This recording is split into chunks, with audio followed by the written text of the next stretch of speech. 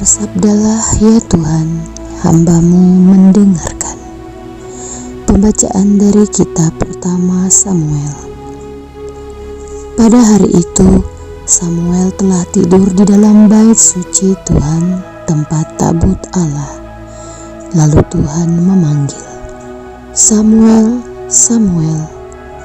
Samuel menjawab, "Ya Bapa." Lalu berlarilah ia kepada Eli dan berkata, "Ya Bapa, bukankah Bapa memanggil aku?" Tetapi Eli berkata, "Aku tidak memanggil, tidurlah kembali." Samuel pergi dan tidur lagi. Dan Tuhan memanggil Samuel sekali lagi. Samuel pun bangun, lalu pergi mendapatkan Eli serta berkata, "Ya Bapa, bukankah Bapa memanggil aku?" Tetapi Eli berkata, "Aku tidak memanggil, anakku, tidurlah kembali." Waktu itu Samuel belum mengenal Tuhan. Firman Tuhan belum pernah dinyatakan kepadanya. Dan Tuhan memanggil Samuel sekali lagi untuk ketiga kalinya. Samuel pun bangun, lalu pergi mendapatkan Eli serta berkata, "Ya Bapa, bukankah Bapa memanggil aku?" Lalu mengertilah Eli bahwa Tuhanlah yang memanggil anak itu. Sebab itu berkatalah Eli kepada Samuel, "Pergilah tidur, dan apabila engkau dipanggil lagi, katakanlah, bersabdalah ya Tuhan, hamba-Mu mendengarkan." Maka pergilah Samuel dan tidurlah ia di tempat tidurnya.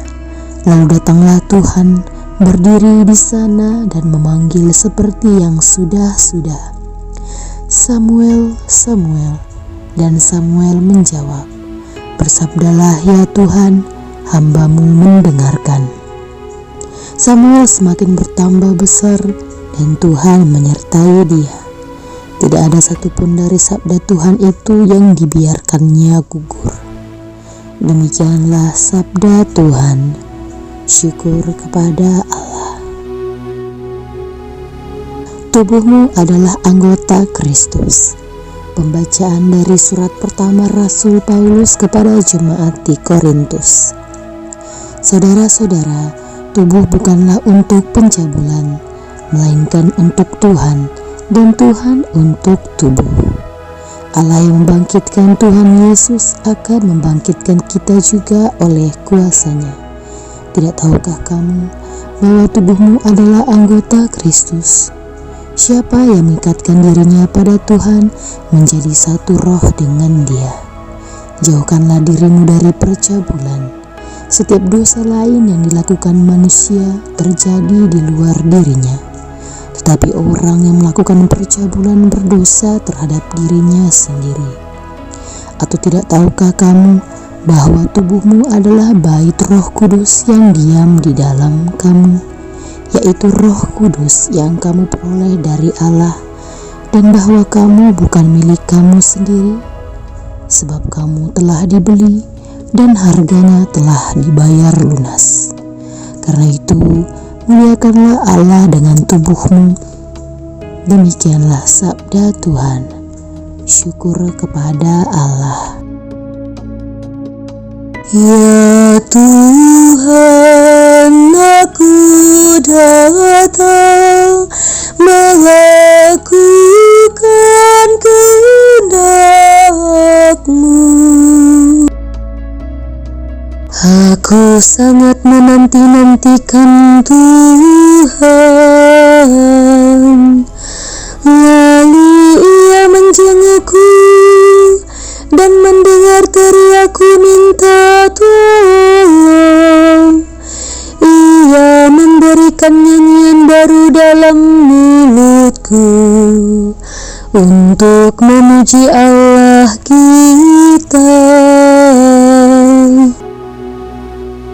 Ya Tuhan, aku datang melakukan kehendak Kurban dan persembahan tidak kau inginkan, tetapi Engkau telah membuka telingaku. Kurban bakar dan kurban silih tidak Engkau tuntut. Lalu aku berkata, lihatlah Tuhan, aku datang. Ya Tuhan, aku datang melakukan kehendak-Mu. Dalam gulungan kitab ada tertulis tentang aku. Aku senang melakukan kehendak-Mu, ya Allahku. Taurat-Mu ada di dalam dadaku. Ya Tuhan, aku datang melakukan kehendak-Mu. Aku menggambarkan keadilan di tengah jemaat yang besar. Bibirku tidak kutahan terkatup. Engkau tahu itu, ya Tuhan. Ya Tuhan, aku datang melakukan kehendak-Mu. Mereka datang dan melihat di mana Yesus tinggal, dan hari itu mereka tinggal bersama-sama dengan Dia. Inilah Injil Yesus Kristus menurut Yohanes. Sekali peristiwa, Yohanes berada di tempat ia membaptis orang di sungai Yordan, sedang berbincang-bincang dengan 2 orang muridnya. Ketika melihat Yesus lewat, Yohanes berkata, "Lihatlah anak domba Allah." Mendengar apa yang dikatakan Yohanes, kedua murid itu pergi mengikuti Yesus. Tetapi Yesus menoleh ke belakang. Melihat bahwa mereka mengikuti Dia, Yesus lalu berkata kepada mereka, "Apakah yang kamu cari?" Kata mereka kepadanya, "Rabi, di manakah Engkau tinggal?" Yesus berkata kepada mereka, "Marilah, dan kamu akan melihatnya." Mereka pun datang dan melihat di mana Yesus tinggal, dan hari itu mereka tinggal bersama-sama dengan Dia. Waktu itu kira-kira pukul 4. Salah seorang dari kedua murid yang mendengar perkataan Yohanes lalu mengikut Yesus adalah Andreas, saudara Simon Petrus. Andreas mula-mula bertemu dengan Simon saudaranya, dan ia berkata kepadanya, "Kami telah menemukan Mesias." Lalu Andreas membawa Simon kepada Yesus. Yesus memandang dia dan berkata, "Engkau Simon, anak Yohanes, engkau akan dinamakan Kefas." Demikianlah Injil Tuhan. Terpujilah Kristus. Saudara-saudariku yang terkasih, renungan pada hari ini tentang apa yang kamu cari. Dalam Yohanes 1 ayat 38, "Apakah yang kamu cari? Rabi, di manakah engkau tinggal?" Banyak pilihan dalam hidup. Ada yang sibuk berburu harta kekayaan, ada yang mengejar karir, dan ada pula yang memimpikan jabatan serta kedudukan yang tinggi. Nah, virus hedonisme, konsumerisme, dan materialisme juga ada dalam kehidupan kita. Virus inilah yang membuat kita lebih berfokus pada perkara duniawi.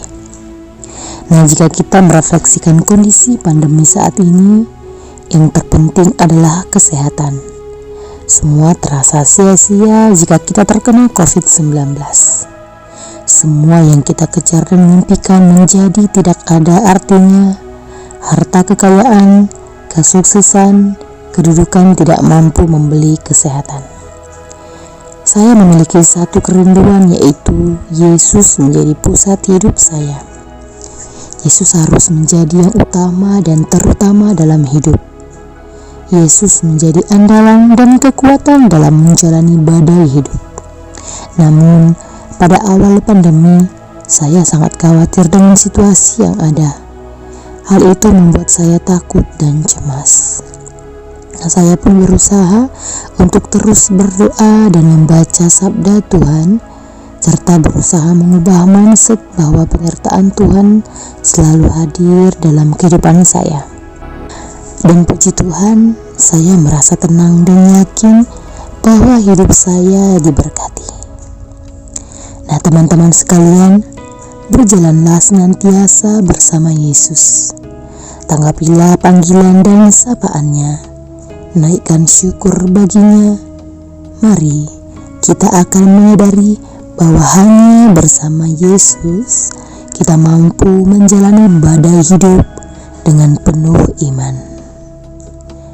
Sudahkah saya mencari Yesus dalam kehidupan? Dan apakah Yesus menjadi prioritas utama dalam hidup saya? Semoga Tuhan memberkati. Amin.